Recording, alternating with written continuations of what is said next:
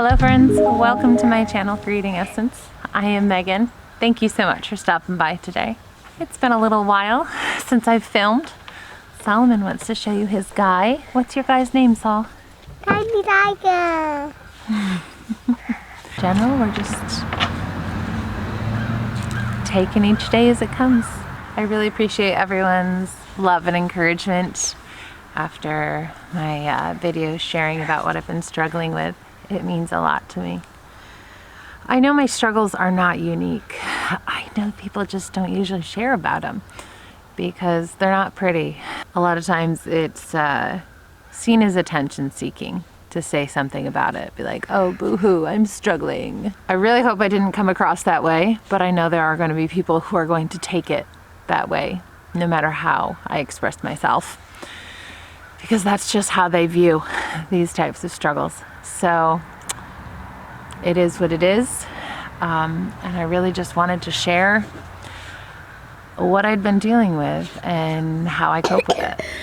I'm a person who, from my earliest childhood memories, remembers very vivid memories of dealing with anxiety attacks and depression. And it wasn't understood. I don't know why. It's something that I struggle with regardless of how my health is and my diet and how I deal with things and medications I do or do not take. It's something I've dealt with, and it's not always a huge battle, but it is always there. Sometimes it just gets harder than others. And this past month has been particularly hard. Something a friend posted on Facebook today that I actually reposted on my personal Facebook is that depression doesn't always look like what people would think of when they hear depression. For some people, it can be things like socially withdrawn and ignoring text messages and emails. And that's not because there's no motive. The text notification comes up on the phone and it's just like, oh, I can't right now. I can't. Regardless of what it is, even if it's love and well wishes, it just can be overwhelming. Last night, I sent a text to a friend I think she sent me like 4 text messages over the last week of just sweetness. And she had actually dropped off some really delicious, healthy, gluten-free, dairy-free, paleo, the pumpkin spice bread for us, and a really encouraging book for me to add to my book list on my porch. And I saw the text messages at times where I was just like, I can't right now. I can't even people a tiny bit. And last night I responded and was like, sorry, I couldn't. But she's one of the people in my life that I know that she gets it, and I'm grateful for that. Depression can also look like overeating or undereating. I, for one, happen to know that I struggle with the overeating side. And this is me being really, really raw and not looking for attention. It's just, I literally eat my feelings, eat to stuff my feelings. I've shared before that for about 10 years, I had clinical bulimia.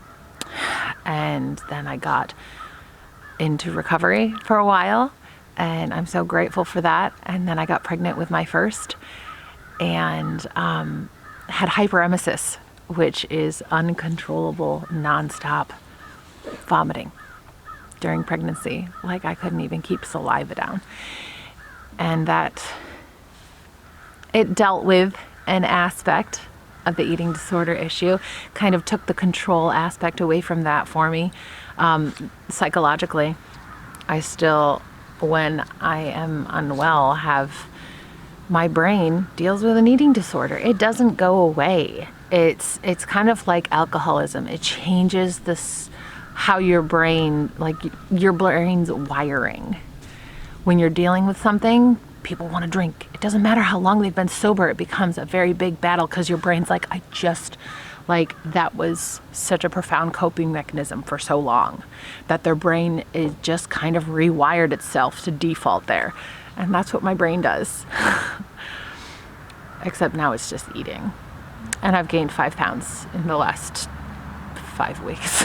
And I'm not saying any of this for like sympathy or woe is me. I'm just saying it to be real. Like this is what it really looks like. It really looks like me just having a super short fuse. It really looks like sometimes me being able to flip the switch and being totally normal and sociable and all the things. And, you know, putting on the happy face and the powering through and then collapsing.